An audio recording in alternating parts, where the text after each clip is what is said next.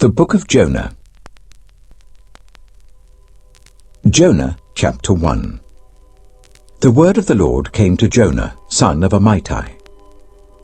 Go to the great city of Nineveh and preach against it, because its wickedness has come up before me. But Jonah ran away from the Lord and headed for Tarshish. He went down to Joppa, where he found a ship bound for that port. After paying the fare, he went aboard and sailed for Tarshish to flee from the Lord. Then the Lord sent a great wind on the sea, and such a violent storm arose that the ship threatened to break up. All the sailors were afraid, and each cried out to his own god. And they threw the cargo into the sea to lighten the ship. But Jonah had gone below deck, where he lay down and fell into a deep sleep. The captain went to him and said, "How can you sleep? Get up and call on your God. Maybe he will take notice of us, so that we will not perish." Then the sailors said to each other, "Come, let us cast lots to find out who is responsible for this calamity." They cast lots, and the lot fell on Jonah. So they asked him, "Tell us, who is responsible for making all this trouble for us?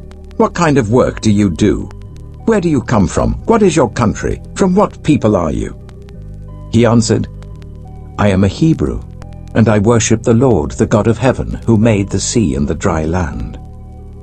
This terrified them, and they asked, "What have you done?" They knew he was running away from the Lord because he had already told them so.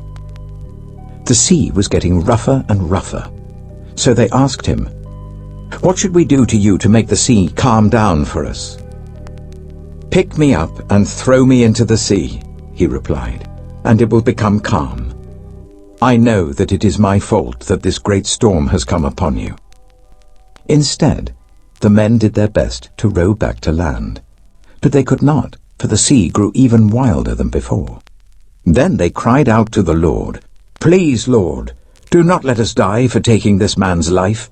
Do not hold us accountable for killing an innocent man, for you, Lord, have done as you pleased." Then they took Jonah and threw him overboard, and the raging sea grew calm. At this, the men greatly feared the Lord, and they offered a sacrifice to the Lord and made vows to him. Now the Lord provided a huge fish to swallow Jonah, and Jonah was in the belly of the fish 3 days and 3 nights. Jonah chapter 2. From inside the fish, Jonah prayed to the Lord his God. He said, "In my distress I called to the Lord, and he answered me. From deep in the realm of the dead I called for help, and you listened to my cry. You hurled me into the depths, into the very heart of the seas, and the currents swirled about me. All your waves and breakers swept over me.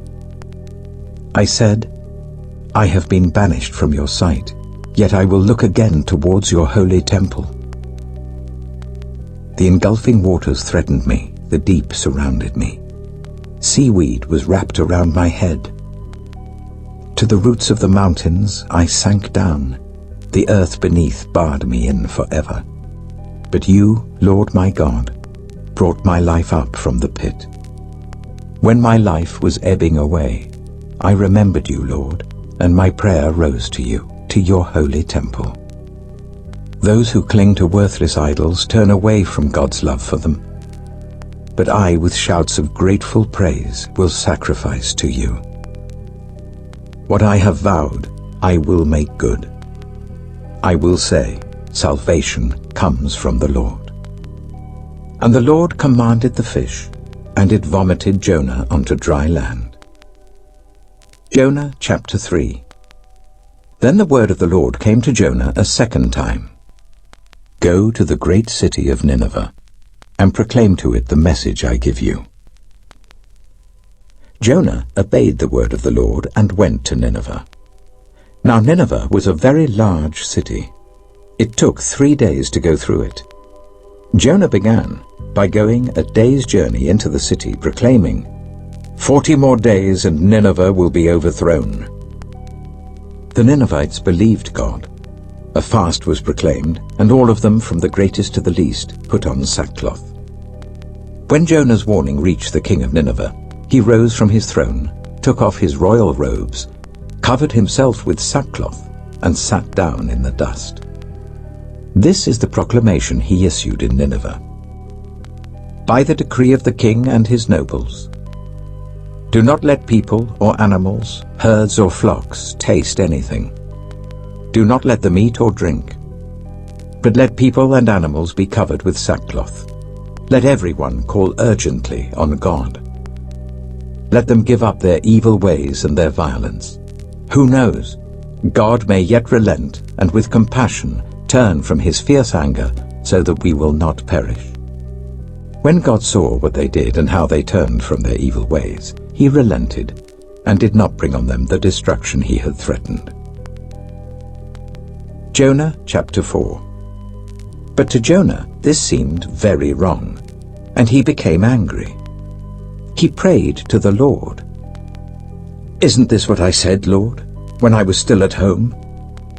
That is what I tried to forestall by fleeing to Tarshish. I knew that you are a gracious and compassionate God, slow to anger and abounding in love, a God who relents from sending calamity. Now, Lord, take away my life, for it is better for me to die than to live." But the Lord replied, "Is it right for you to be angry?" Jonah had gone out and sat down at a place east of the city. There he made himself a shelter, sat in its shade, and waited to see what would happen to the city. Then the Lord God provided a leafy plant and made it grow up over Jonah to give shade for his head to ease his discomfort. And Jonah was very happy about the plant. But at dawn the next day, God provided a worm, which chewed the plant so that it withered. When the sun rose, God provided a scorching east wind, and the sun blazed on Jonah's head so that he grew faint. He wanted to die and said, "It would be better for me to die than to live."